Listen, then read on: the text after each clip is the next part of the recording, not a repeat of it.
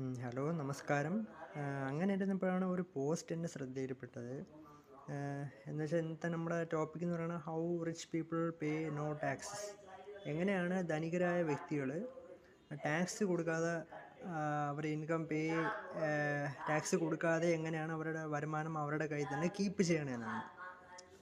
അതായത് for example ഇപ്പോൾ ഒരു കമ്പനി, ഇപ്പം നമ്മുടെ മൾട്ടിനാഷണൽ കമ്പനിയായിട്ടുള്ള നമ്മുടെ ടെക്നോ പാർക്കോ ഇൻഫോസിസോ അല്ലെങ്കിൽ beat any multinational company MNC, അത് ഏത് കമ്പനി വേണമെങ്കിലും ആവാം.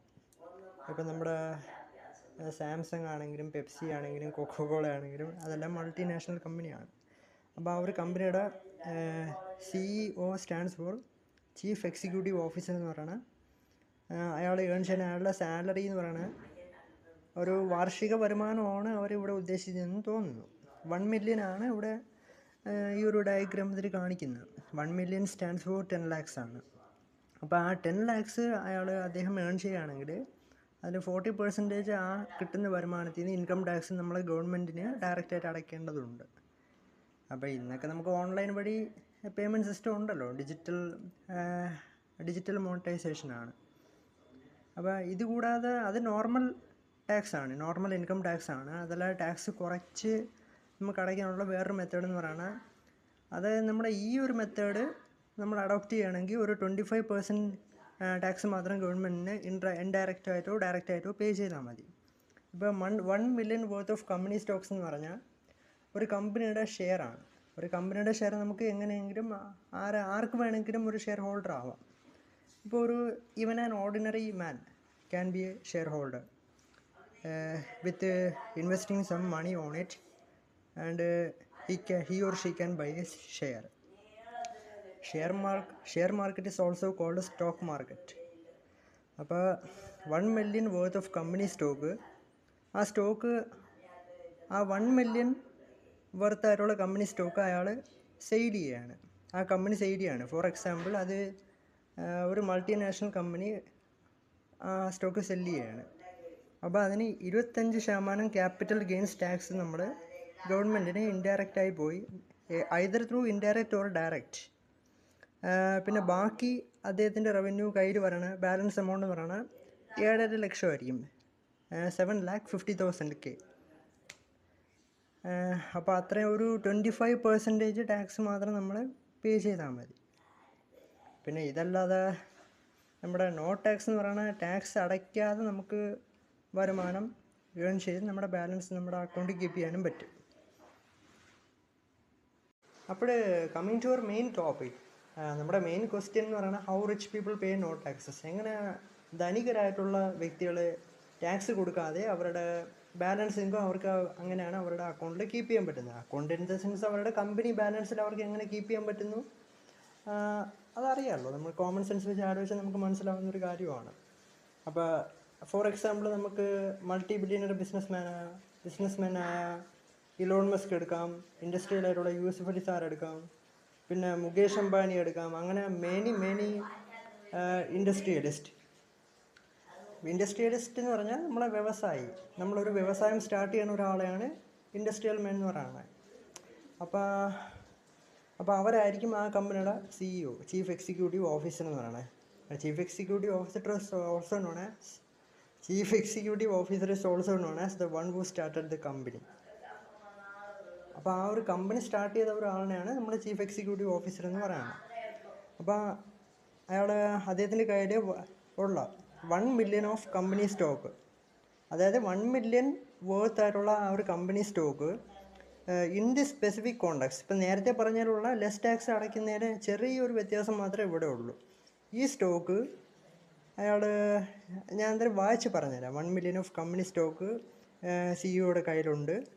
And he uses his stocks as collateral to borrow money from the bank.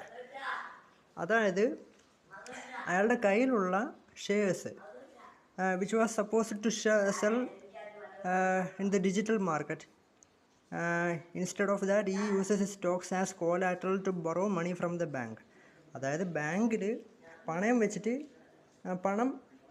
അത് ആ കോലാറ്ററലായിട്ടുള്ള ആ സെയിം എമൗണ്ട് ഓഫ് മണി കടമായിട്ട് എടുക്കുകയാണ്. അതായത് നമ്മൾ തിരിച്ചടയ്ക്കേണ്ടതാണ്. ഈ സ്പെൻസ് ബറോഡ് മണി ഇതിൽ മൂന്നാമത്തെ ഒരു ഭാഗമാണ് ഈ നോ ടാക്സ് എന്ന് പറയുന്ന ഒരു ഭാഗമാണ് ആദ്യം എനിക്ക് കുറച്ച് ഡിഫിക്കൽട്ടായിട്ട് തോന്നിയത്. കാരണം അത് നമ്മൾ വളരെ it's A very vital and very much important part I think. And as you all know about stock, A stock market എന്ന് പറയുന്നത് നമ്മുടെ ഒരു കമ്പനിയുടെ ഷെയർസ് വാങ്ങുകയും വിൽക്കുകയും ചെയ്യുന്ന ആ ഒരു വിർച്വൽ പ്ലേസിനെയാണ് നമ്മുടെ സ്റ്റോക്ക് മാർക്കറ്റ് എന്ന് പറയുന്നത്. അപ്പോൾ നമ്മുടെ various types of stock market application നമ്മുടെ ഇപ്പോൾ പ്രസൻ്റ്ലി അവൈലബിൾ ആണ്. Like Upstox, Zerodha. അപ്പോൾ അതിൽ നമ്മൾ ജസ്റ്റ് നമ്മുടെ ബാങ്ക് അക്കൗണ്ട് സ്റ്റാർട്ട് ചെയ്യണ പോലെ തന്നെ ഇപ്പോൾ നമ്മുടെ യോണോ SBI ഒക്കെ നമ്മൾ സ്റ്റാർട്ട് ചെയ്യില്ല. അപ്പോൾ ജസ്റ്റ് ലൈക്ക് ദാറ്റ് നമുക്കൊരു അക്കൗണ്ട് അതിൽ ക്രിയേറ്റ് ചെയ്ത് നമുക്കൊരു സ്റ്റോക്ക് മാർക്കറ്റ് മെമ്പർ ആവും. എന്നിട്ട് നമുക്ക് ഏത് കമ്പനിയുടെ ഷെയർസ് വേണമെങ്കിലും വാങ്ങിക്കാം.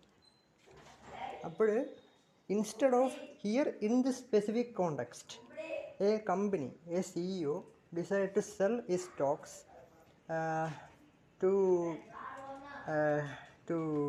lend to. As you can see, this third part is very much important, very valid and very much needed, very vital and non-avoidable. അപ്പോൾ നമ്മുടെ ഇവിടെ no tax, this will probably give you an idea how rich people pay no taxes. Take in case of an example, for example, multi-billionaire businessmen like Elon Musk, Mark Zuckerberg, Mukesh Ambani, and a well-known industrialist Yusuf Ali Sir, and we should know how they pay no taxes.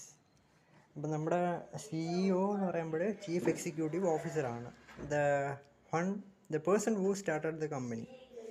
അപ്പോൾ ഇവിടെ here in this specific context, അപ്പോൾ instead of selling or sharing the company stock, he decided to use his stocks as collateral to borrow money from the bank. അതായത് ആ Stokes, ആ shares ബാങ്കിന് പണയമായിട്ട് കൊടുക്കുകയാണ്. ബാങ്കിന് പണയമായിട്ട് കൊടുക്കുമ്പോൾ he spends the money, he will get the same amount collateral to that stock.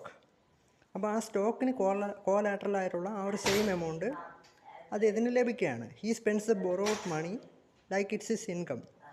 അപ്പോൾ ആ കടം വാങ്ങിച്ച തുക അദ്ദേഹത്തിൻ്റെ ചീഫ് എക്സിക്യൂട്ടീവ് ഓഫീസിൻ്റെ കമ്പനി ഓണറിൻ്റെ ആ ഒരു ഇൻകമായിട്ടാണ്, അദ്ദേഹത്തിൻ്റെ ഇൻകം എന്നുള്ള രീതിയിൽ അദ്ദേഹം ചിലവഴിക്കും. അതായത് ഒന്നുകൂടെ വിശദീകരിച്ച് പറഞ്ഞുതരാം. ഹീ സ്പെൻഡ്സ് ദ ബോറോഡ് മണി, ആ കടം ബാങ്കിൽ നിന്നും ആ പണയമായിട്ടെടുത്ത ആ തുക അയാളുടെ ഇൻകമായിട്ട് തൻ്റെ ബിസിനസ് ആവശ്യങ്ങൾക്ക് വേണ്ടി യൂസ് ചെയ്യുകയാണ്. ബട്ട് ലീഗലി ഡെപ്റ്റ് is not treated as real income. അത് നമുക്ക് അറിയാവുന്നൊരു കാര്യമാണല്ലോ. കടം വാങ്ങിക്കുന്നത് എങ്ങനെയാണ് നമുക്കൊരു ഇൻകമായിട്ട് കണക്കാക്കാൻ പറ്റുക? ഓൺ പേപ്പറിന് അതിലൊരു വാലിഡിറ്റിയും കാണത്തില്ല. ഇതിൽ എനിക്ക് തോന്നിയൊരു മെയിൻ സംശയം എന്ന് പറഞ്ഞാൽ,